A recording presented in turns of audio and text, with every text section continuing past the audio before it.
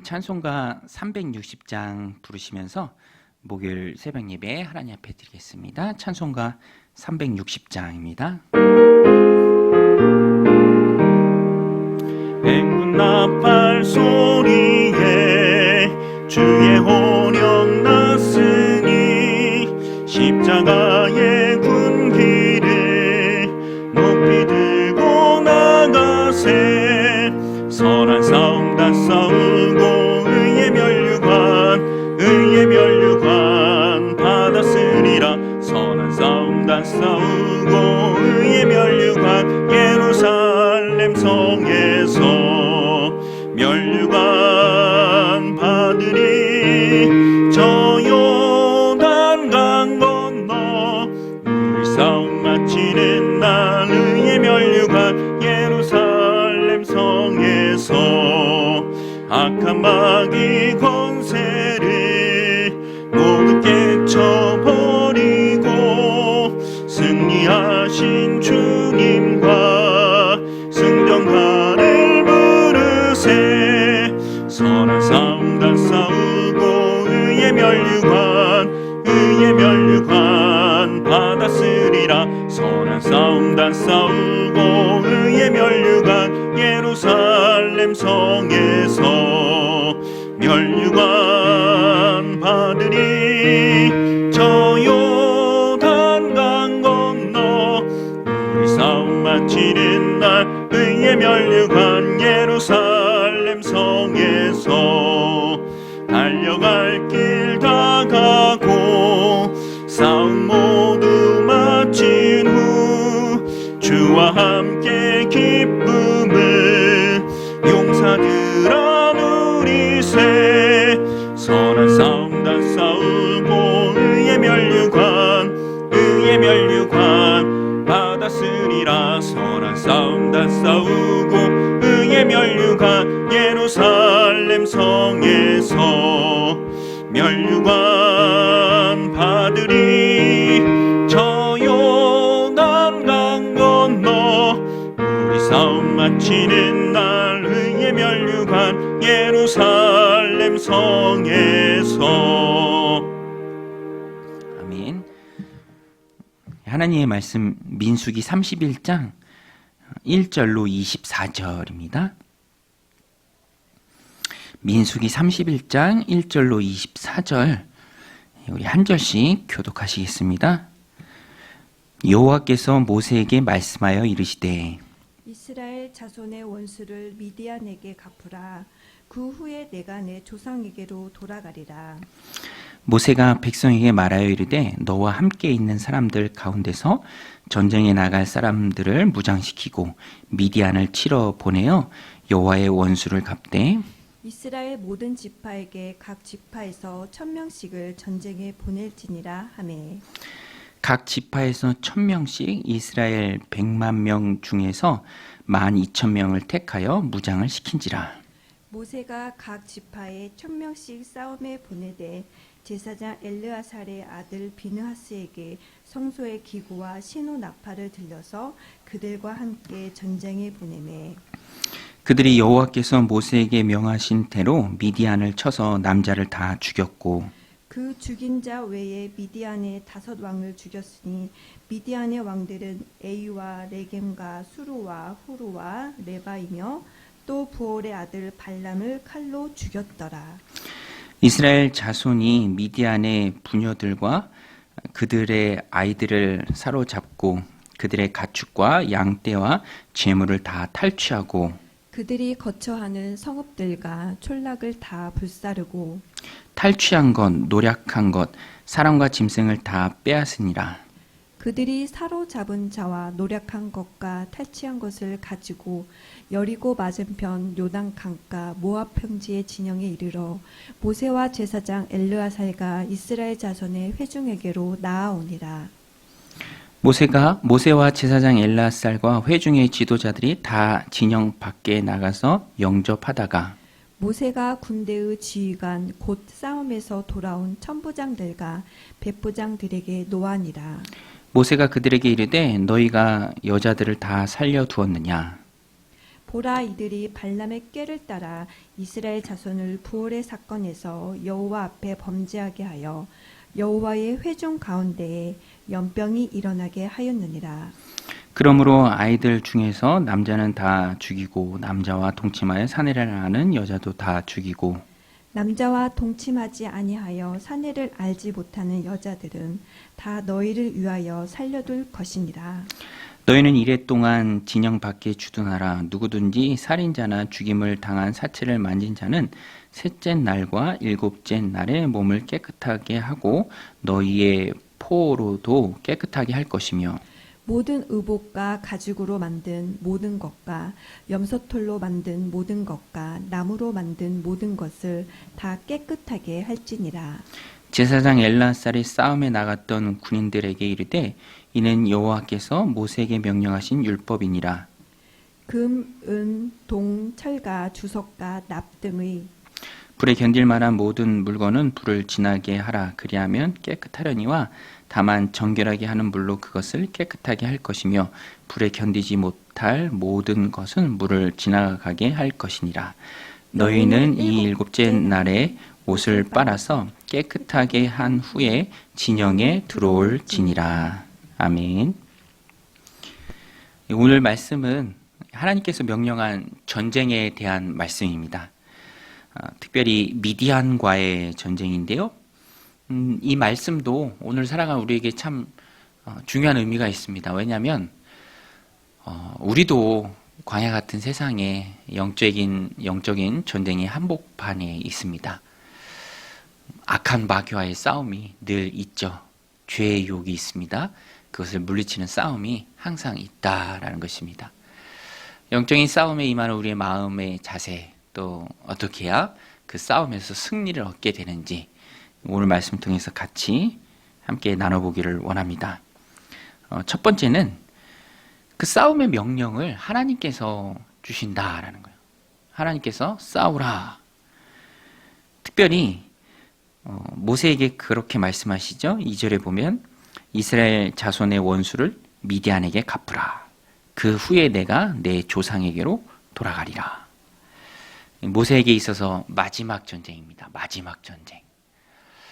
저는 이 말씀을 보면서 오늘 우리도 항상 영적인 싸움을 싸워갈 때 마지막 전쟁이다. 마지막이다.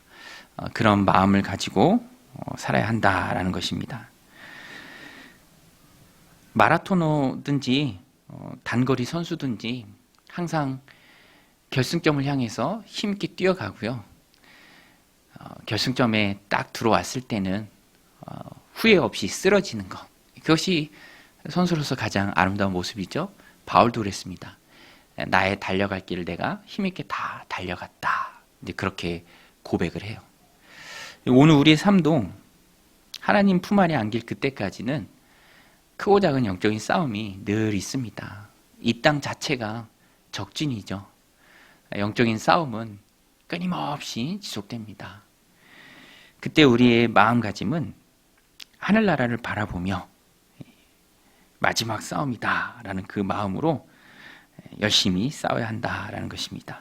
주님의 명령이기에 우리는 열심히 싸워야 합니다. 대상은 마귀죠. 혈과 육의 싸움은 아닙니다. 사람과 싸우는 싸움도 아니에요. 마귀입니다. 어둠의 주관자예요. 마귀가 우리 싸움의 대상입니다. 두 번째로 중요한 것은 함께 싸우는 거예요. 함께. 혼자 싸우면 안 되고요. 같이 싸워야 합니다. 마귀도 우리가 흔히 말하는 것처럼 마귀도 때로 몰려다닙니다. 오늘 우리도 정말 힘있게 엮여져서 단체로, 공동체로 함께 그 싸움에 싸워야 할 의무를 지닙니다. 오늘 말씀에 보면 의무가 나와요. 각 지파에서 1000명씩 나오라. 싸울 자 나오라. 4절에 보면 이스라엘 모든 지파에게 각 지파에서 1000명씩을 전쟁에 보낼지니라 하며 각 지파에서 1000명씩이 이스라엘 100만 명 중에서 12,000명을 택하여 무장을 시킨지라. 12,000명 함께 싸웠습니다. 같이 힘을 모아야 합니다. 그래서 공동체가 중요해요. 마귀도 때로 몰려다니기 때문에 우리들도 함께 해야 합니다. 그래서 공동체가 중요한 거예요. 공동체에서 함께하고 어려운 일이 있을 때 또 위급한 순간에 기도를 부탁하고 간절한 마음으로 기도를 요청하고 누군가 시험에 들면 찾아가 주님의 말씀으로 권면하고 그 시험 이길 것을 또 위로의 말로 또 힘을 북돋아 주고 공동체가 너무너무 중요하죠. 각 지파에서 1000명씩 나와서 이제 싸우는 그 모습이 우리에게 주는 메시지 또 교훈이 그것이 바로 공동체로 나아가라라는 것입니다. 그래서 이 공동체가 함께 모이는 모임이 아무것도 아닌 것 같아도요 너무너무 중요해요. 목장으로 모이고 또 신령한 모임으로 모여서 삶을 나누고 기도 제목을 나누고 함께 기도하는 것 아무것도 아닌 것 같아도 같이 기도하잖아요. 같이 마음을 합해서 같이 기도하는 것. 내 기도 제목만이 아니라 다른 사람의 기도 제목을 위해서도 같이 기도하는 것. 그래서 교회 바깥에 있는 흔히 말하는 가난한 교인들 제가 이렇게 보면요 되게 이상해져요. 뭐 공동체에서 주님 부어주시는 그 축복의 자리에 없기 때문에 혼자서 생활하기 때문에 골골하고요 영적인 면역력이 다 떨어집니다. 그것이 육신에도 영향을 끼쳐요. 그래서 우리는 어찌하든지 마귀와의 싸움이 이 땅에서는 항상 존재하기 때문에 이 땅의 교회에 대한 별명이 전투하는 교회예요. 전투하는 교회. 싸움이 끊일 날이 없습니다. 그러니까 공동체로 자꾸만 모여들어야 돼요. 파고 들어야 합니다. 그렇지 않고 이제 뭐 영상이나 그런 걸로만 신앙생활 한다. 그러면 지독한 편식에 시달립니다. 영양 균형이 다 깨져버려요.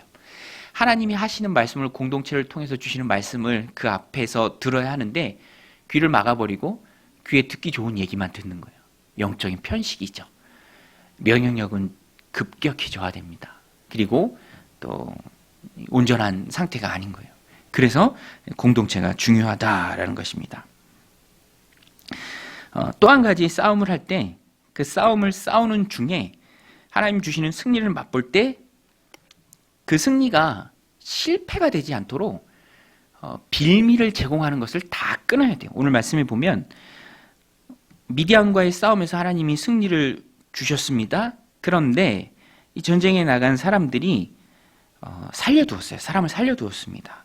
15절에 보면 모세가 그들에게 이르되 너희가 여자들을 다 살려두었느냐.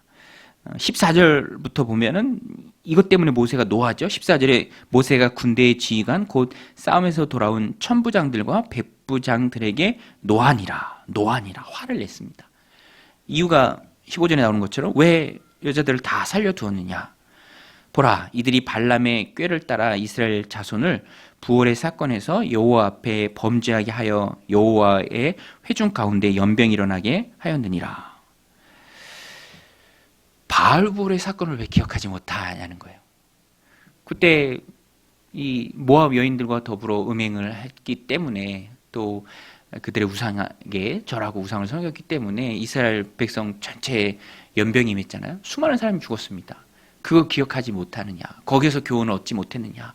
왜 너희들 욕심을 따라서 눈에 보기에 좋은 대로 살려두었느냐? 모세가 말합니다.